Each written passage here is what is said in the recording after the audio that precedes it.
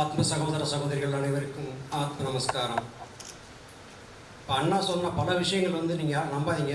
இந்த காதல் வாங்கி அந்த காதலை விட்டுருங்க. அவர் ஏதோ அபிமானத்தால் சொல்லிட்டு இருக்கிறாரு. வெறும் எலும்பு தோல் சதை பொறுத்துன உடலுக்கு முக்கியத்துவம் கொடுக்கறதுக்கு நான் எப்போவுமே விரும்புறதில்லை. எப்போவுமே சுவாமி சிவானந்தர் தான் நம்ம எல்லாருக்குமே தலைவர். அவரை தவிர தலைவர் நீங்கள் யாரும் இல்லை. அண்ணா அவங்க அபிமானத்தால் சொல்கிறாங்க. அது அவங்களுடைய பெருந்தன்மையை காமிக்குது. எதிர்கொள்ளும் காலங்கள் என்ன நடக்கணும், யார் எப்படி இருக்கணுங்கிறத ஞானபிதா தீர்மானிப்பாங்க. சித்தவித்தின்னு சொல்லக்கூடிய இந்த மகத்தான பயிற்சி அத்தனை சுலபத்தில் யாருக்கும் கிடைக்கிறதில்ல. நம்மளை போலவே கிரியா யோகம் சொல்லி ஒரு பயிற்சி முறையை பண்ணுறாங்க. அவங்க இந்த கிரியா யோக தீட்சை யாருக்கு கிடைக்குங்கிறதுக்கு ஒரு விளக்கம் சொல்கிறாங்க. இமயமலையில் இருக்கிற இருள் அடர்ந்த குகைகளில் இருக்கக்கூடிய சித்தர்கள் தான் யார் இந்த கலையை கற்றுக்கணுங்கிறத தீர்மானிக்கிறாங்க அப்படின்னு சொல்கிறாங்க. ஞானிகளுடைய வாக்கு எப்பவுமே பொய்யா போகாது. ஆகையினால இந்த சித்த வித்தியில் வந்திருக்கக்கூடிய நீங்கள் எல்லாருமே சித்தர்களால் தேர்ந்தெடுக்கப்பட்டவங்க தான். அது எந்த விதமான மாற்று கருத்தும் கிடையாது. தன்னை விட வயதில் மூத்தவங்கன்னோ இல்லை நல்லா பேசுகிறாங்கன்னோ ஒருத்தரை பார்த்து பிரமிக்கிறதோ அவங்களுக்கு முக்கியத்துவம் கொடுக்கறதோ அவசியம் இல்லைங்கிறது என்னுடைய தாழ்மையான கருத்து. நிறைய பேர் என்னை சந்திக்க வர்றவங்க எல்லாம் பார்த்தா சிலர் ஐயா எனக்கு எதுவுமே தெரியலை, எனக்கு ஏதாவது அனுபவங்கள் வர்றது மாதிரி காட்டி கொடுங்கன்னு கேட்பாங்க. சில பேர் எனக்கு நிறைய அனுபவம் இருக்குது, எனக்கு அமிர்தம் சுரந்துருச்சு, நான் எல்லாம் பார்த்துட்டேன் அப்படின்னு சொல்லுவாங்க. ரெண்டு பேருமே நான் கொஞ்சம் இறக்கத்தோடு தான் பார்க்க வேண்டியது இருக்குது. என்ன காரணம்னா, நாம் நினைக்கிறது மாதிரி எதையுமே நாம் அடையலை. நாம் எதையாவது பார்த்துட்டோன்னு நினைக்கிறேன்னா இது எல்லாமே மாயை தான் அப்படிங்கிறது என்னுடைய கருத்து. ஆத்ம பிரகாசத்தை அதிகரிச்சுக்கிறதுக்காக பராபரத்தால் கொடுக்கப்பட்ட ஒரு யந்திரம், ஒரு கருவி தான் நம்முடைய இந்த மானுட உடல். இதில் நாம் என்ன செய்யணும்னா, கூடுமான வரையும் வெறுப்புகளுக்கு இடம் கொடுக்காமல் வாழ பழகணும். புலன்கள் வழியாக சலிக்கக்கூடிய மனது பலவிதமான வெறுப்புகளை உருவாக்கிக்கிட்டே தான் இருக்கும். இந்த வெறுப்புகளை கொஞ்சம் முன்ன தம்பி சொல்லும்போது ராகாதி ரோகான் அப்படின்னு சொன்னாங்க. வெறுப்பு ராகத்வேஷங்கள். இந்த வெறுப்புகள் எந்த காரணத்தை கொண்டும் யார் மேலும் ஏற்படக்கூடாது. சில சமயங்களில் நம்ம பேசும்போது சில விஷயங்களை சொல்லி ஆக வேண்டியது இருக்குது. கடந்த ஆண்டு நடந்த விழாவிலையும் இந்த கருத்துக்களை சொல்லியிருந்தேன். இப்போது நான் சொல்லணும்னு எனக்கு ஒரு சின்ன மன உறுத்தல். வயதில் முதிய சித்த வித்தியார்த்திகள் பலரை பார்க்குறேன். நல்லா முழுன்னு ஷேவ் பண்ணிவிட்டு அப்படி இருக்கிறாங்க. பனியன் போட்டிருக்காங்க, மேலே சட்டை போட்டிருக்காங்க. என்னன்னு கேட்டால் இதுன்னு கொஞ்சம் நாள் ஆகும் நான் விடுறதுக்கு அப்படிங்கிறாங்க. இந்த ரோமங்கள் இயற்கையாக கொடுக்கப்பட்டது, நாமளாக ஒட்டி வச்சுக்கிறது இல்லை. குடும்பம் வரையும் இயற்கையோட இயற்கையாக இணைந்து வாழ பழகணும். அப்படி பழகினா மாத்திரம்தான் நமக்கு சித்த வித்தி ஜெயிக்கும். சாமி நடவடிக்கை கிரமங்களில் தெளிவாக சொல்லியிருக்கிறாங்க. நடவடிக்கை கிரமங்களை முழுமையாக கடைப்பிடிக்கிறவங்களை தான் நான் கவனிப்பேன், மற்றவங்களை கவனிக்க மாட்டேன், கைவிட்டுடுவேன்னு சாமி சொல்லியிருக்காங்க. நடவடிக்கை கிரமத்தை சாமி சிவானந்தர் சொல்லவே இல்லை, அது விஸ்வமாக எழுதிக்கிட்டாருன்னு சொல்லி பிரச்சனையை கிளப்பக்கூடியவங்களும் இருக்கிறாங்க. இதில் நாங்கள் அனுபவங்களை பார்த்துருக்குறோம். இங்கே சகோதர சகோதரிகள்கிட்ட உரிமையோட உங்களுடைய உடன் பிறந்தவனாக நான் சொல்லக்கூடிய கருத்து, முடிஞ்ச வரையிலும் நடவடிக்கை கிரமங்களை கடைப்பிடிங்க. பயிற்சி செய்யும்போது உங்களுக்கு ஏற்படக்கூடிய வெறுப்புகளை விட்டுடுங்க.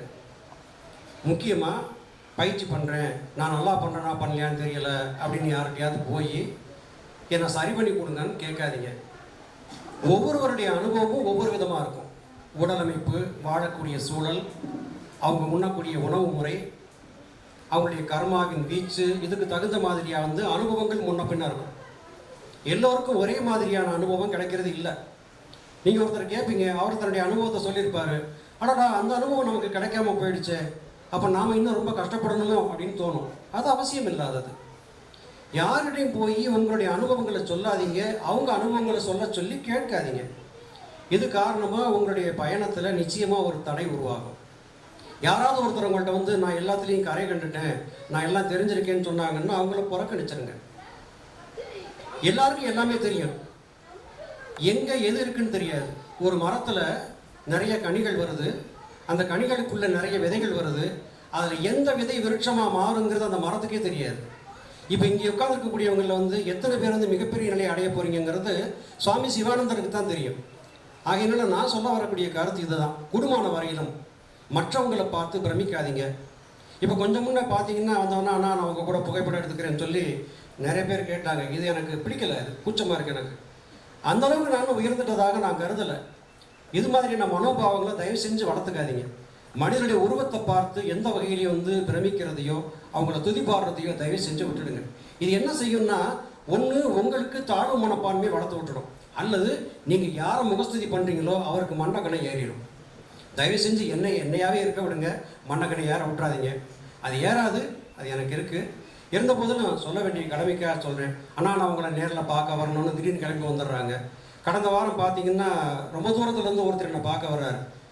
என்னுடைய இடத்த வந்து என்கிட்ட தொலைபேசின்னு கேட்டு வாங்கியிருந்தா சுலபமாக வந்து பார்த்துருக்கலாம். பல இடங்களில் அலைஞ்சு தெரிஞ்சு ரொம்ப கஷ்டப்பட்டு வந்து சேர்ந்தார். இது வந்து வெற்று அபிமானம். அதுக்கு நான் சொல்ல வரேன். இப்போ அண்ணா சொல்லதும் சரி, இப்போ நான் சொல்லதும் சரி, கூடுமான வரையிலும் ஒரு தனி மனிதனை பார்த்து பிரமிக்கிறத தயவு செஞ்சு விட்டுடுங்க. சுவாமி சிவானந்தருக்கு சேவமூர்த்தி முக்கியமான ஆள், மற்றவங்களாம் முக்கியம் இல்லைன்னு தயவு செஞ்சு நினைக்காதீங்க. நீங்கள் எல்லாருமே சுவாமி சிவானந்தருடைய உண்மையான அன்புக்கு பாத்திரமான பிள்ளைகள் தான். ஆனதால் கூடுமான வரையிலும் உங்களை நம்புங்க, உங்களுக்குள்ளே இருக்கிற ஆன்மாவை நம்புங்க. ஆன்மாவாக இருந்து நம்ம வழிநடத்தக்கூடிய சுவாமி சிவானந்த பரமஹம்சரை நம்புங்க. தனி மனிதனை தயவு செஞ்சு நம்பாதீங்க. அடுத்து இந்த சித்த வித்தியை பற்றி எனக்கு தெரிஞ்ச சில கருத்துக்களை மாத்திரம் உங்ககிட்ட சொல்லி, ஏன்னா நிறைய பேர் பேச வேண்டியது இருக்குது.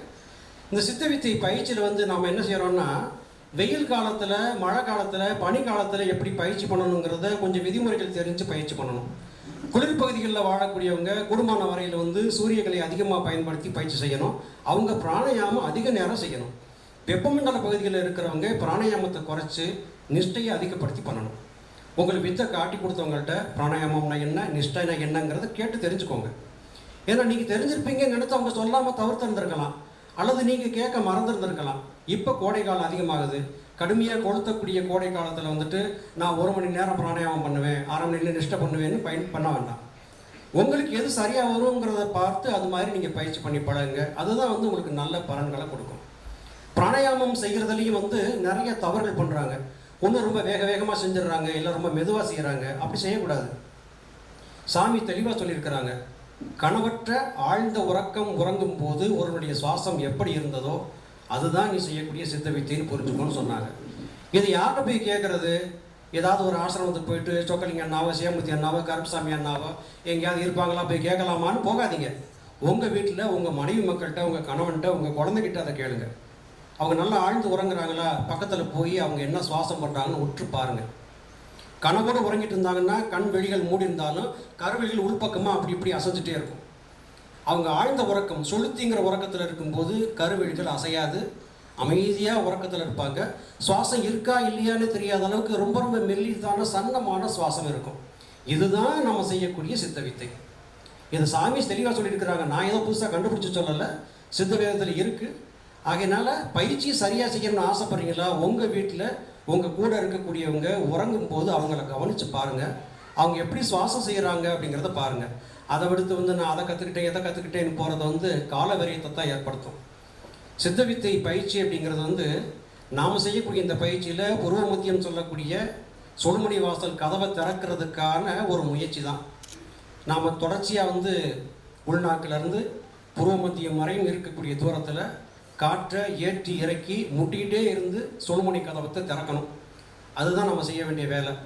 சுழுமணி கதவை திறக்கக்கூடிய நேரம் அந்த தாழ்பாலில் சாவியை விட்டு திரிட்டோம்னா அந்த இடம்தான் மூலாதாரம். ஏன்னா மூலாதாரங்கிறது கருவாய் எருவாய் இடையிலேருந்து ஆரம்பிக்குதுன்னு சொல்லுவாங்க. அதுக்கு வேறு விளக்கங்கள் சொல்லியிருக்காங்க. என்ன சொல்கிறாங்கன்னா, கீழ் 6 ஆதாரங்கள், மேல் 6 ஆதாரங்கள்.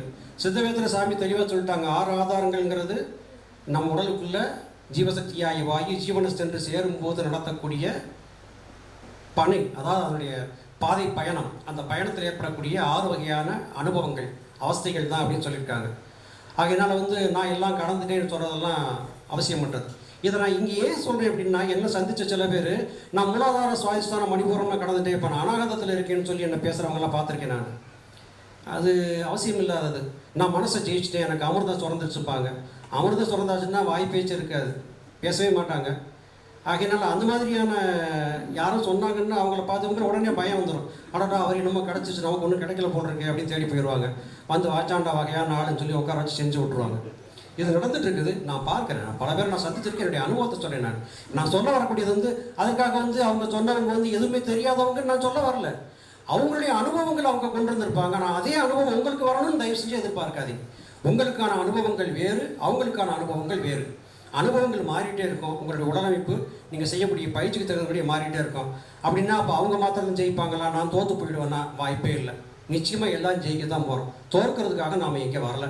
நாம் செய்யக்கூடிய பயிற்சியில் கரம் பற்றி அழைத்து செல்ல சுவாமி சிவானந்த பரமஹம்சர் ஒரு தகப்பனாக நம்ம கூடவே இருக்கார்.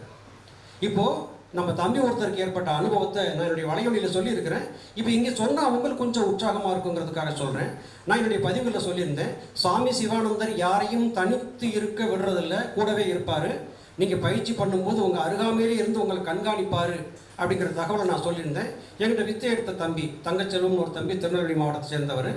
அந்த தம்பி வந்து எனக்கு அவர் குரல் அஞ்சலாகவே எனக்கு அனுப்பிச்சிருந்தார். அதில் அவர் என்ன சொல்கிறாருனாக்க, அவர் உறவினர்லாம் வந்திருந்தாங்க. அவரால் வந்து மாலை நேர பயிற்சி செய்ய முடியல. அந்த பயிற்சி செய்கிறதுக்காக வந்து காத்திருக்கும் போது எல்லாம் ரொம்ப நேரம் பேசிட்டாங்க. இரவு ஒரு 11:30-12 மணி பக்கம் வந்துருச்சு. அதுக்கப்புறம் அப்புறம் மெல்ல மெல்ல ஒவ்வொருத்தராக வந்து படுத்துட்டாங்க.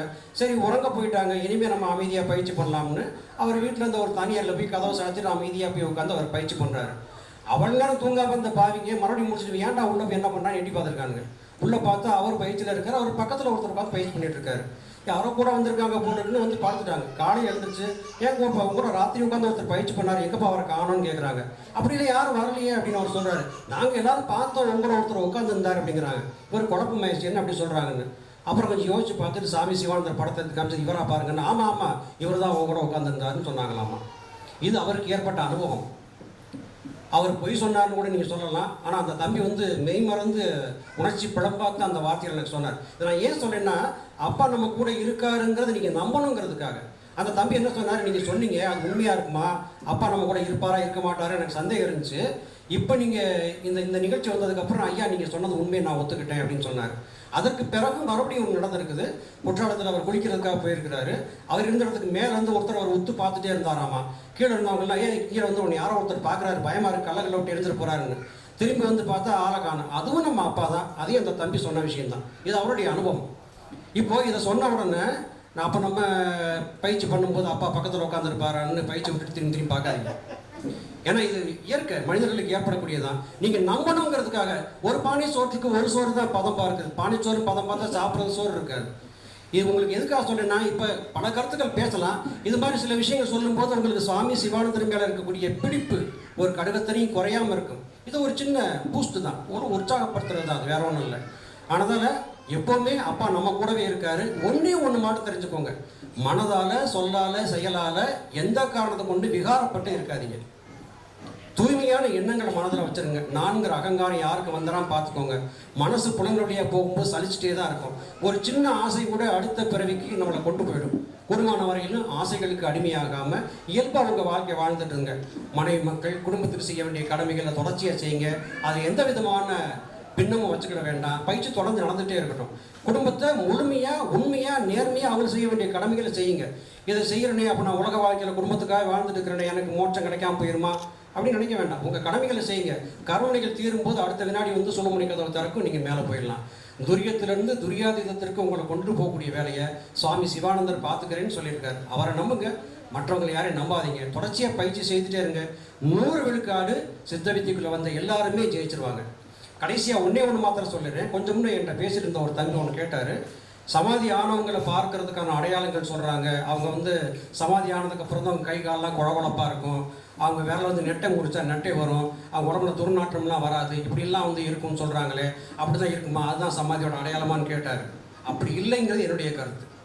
ஏன்னா மனிதர்கள் செய்யக்கூடிய பயிற்சியில் முன்ன பின்ன தவறுதலாக இருந்திருக்கலாம். ஞானபிதா நம்ம எல்லாருக்கும் தகப்பன். நீங்கள் நினைக்கிறது மாதிரி விரல் நெட்டை முடிக்க வராமல், உடலில் வந்து துர்நாற்றம் வந்திருந்து உடலை வந்து மடக்க முடியாமல் போய் அந்த நிலையிலே போயிருந்தாலும் கூட அவர் செய்த ஏதோ சில தவறுகளுக்காக சாமி வந்து இது மாதிரி ஒரு சின்ன மாற்றத்தை பண்ணியிருப்பார். கைவிட மாட்டார். சமாதிக்குள்ளே கொண்டு வச்சதுக்கப்புறம் நிச்சயமாக அவங்களுடைய ஆன்மாவையும் மேலே கொண்டு போகக்கூடிய காரியத்தை சாமி 100 விழுக்காடு பண்ணுவார். இதை சொன்ன உடனே அப்போ நம்ம சரியாக பயிற்சி பண்ண வேண்டாம், எப்படி போனாலும் சாமி நம்ம சமாதி கொண்டு போயிடும் தயவு நினச்சிடாதீங்க. நான் சொல்ல வர்ற கருத்து என்னன்னாக்க, நமக்கு கிடைக்குமோ கிடைக்காதோ அப்படிங்கிற மாதிரி அதைரியம் வந்துட வேண்டாங்கிறதுக்காக சொல்ல வர்றேன். எல்லாரும் ஜெயிக்கக்கூடியவங்க தான். இப்படின்னா நாளைக்கு நாளை மறுநாள் அவ்வளோதான். இது ஒரு பெரிய விஷயமே கிடையாது. கூடுமான வரையிலும் சுவாமி சிவானந்தரை நம்புங்க. மற்ற மனிதர்களை நம்பி ஒருத்தரை போய் உங்களுக்கான விளக்கங்களை கேட்காதீங்க. உங்களுக்கு சரியான பதிலை சொல்கிறதுக்கும் வாய்ப்பு இருக்குது, தவறான பாதையை காட்டி உங்களை திருப்பி விடுறதுக்கும் வாய்ப்பு இருக்குது. சுவாமியை மாத்திரம் நம்புங்க, மற்றவங்களை நம்ப வேண்டாம்.